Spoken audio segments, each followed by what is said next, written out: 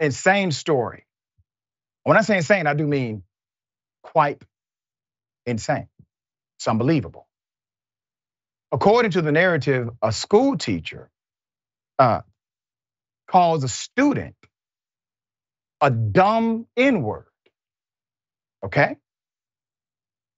And when another professional speaks up, that professional gets in trouble for defending the child. Put up the picture full mass. North Texas. A North Texas counselor claims she was forced to resign for reporting an incident where a teacher committed a violent act against a student. David Daniels Elementary Academy of Science and Math. That's the Facebook page picture. A lawsuit has been filed by Gabriana Clay-White on August 17th in Dallas County in North Texas, described last year's alleged incident. On May 8th, a teacher who remained unnamed in the document called a student a dumb N-word, pulled a chair from under him, stepped on him, Clay-White claims. The student's name, as well as the name of the school where the incident occurred, were unnamed in the claim, but the Fort Worth Star-Telegram reports the school employees named in the filing worked at David Daniels Academy of Science and Math, an elementary school in Grand Prairie, Texas. According to the lawsuit, the altercation started over a bag of chips. The special needs student claimed the bag was taken from him by the teacher. And the student claimed the student called him dumb in response. In a fit of anger, the teacher pulled the chair from under the student and then, and this is a quote from the suit, then used a racial slur toward the student, saying only dumb N-word in this room is the one with the blue shirt who can't read. End quote. This is according to the lawsuit. The counselor who was in the class to assist with the child claims the teacher tried to pull the chair from under the child again.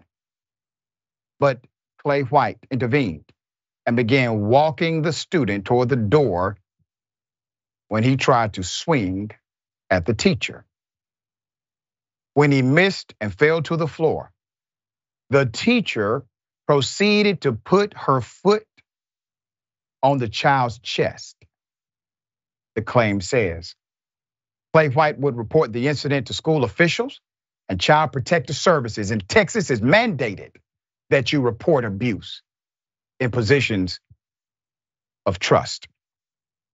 So Clay-White reports it, the incident, to the school officials and to Child Protective Services the next day, according to the lawsuit, and would be called to Human Resources on May 20th to provide a third statement on the incident. Clay-White says she was forced to resign on June 3rd, 2022, after reporting the incident she had witnessed and is now suing the school district. The lawsuit claims that Human Resources found her in violation of the ethics code and she could either get fired or resign.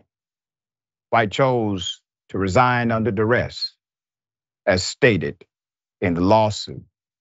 And it is important that resignation under duress is noted for the record because basically an organization, especially a governmental enterprise, cannot create such a scenario to where they basically threaten you with A, if you do not do B, all right? So you now have a duress claim in that resignation.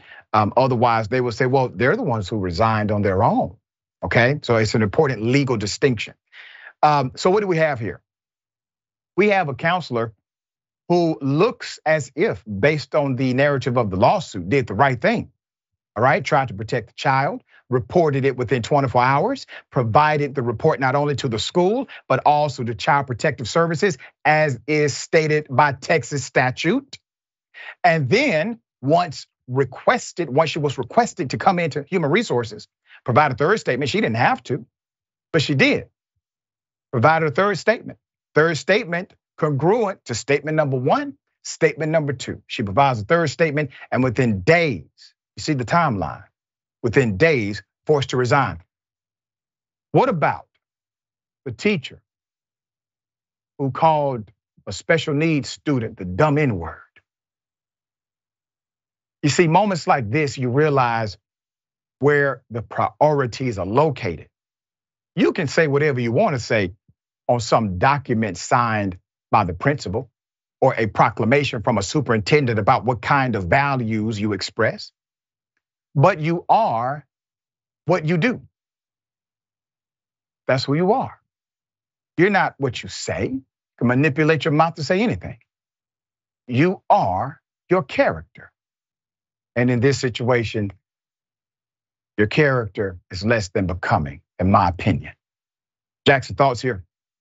Yeah, I mean, just the statement alone, before we even get to, the child being physically harmed, the statement alone how much hatred do you have in your heart for just general groups of people for you to be that flustered to say this to a child, and a special needs child is that, like a kid, like, you can't read. Oh, and by the way, and it's always crazy to watch any type of institution in their attempt to, defend themselves or defend their image from the public. When you do stuff like this, you just ultimately make yourself look worse, because this teacher is not worth defending, especially for the greater good of the whole organization.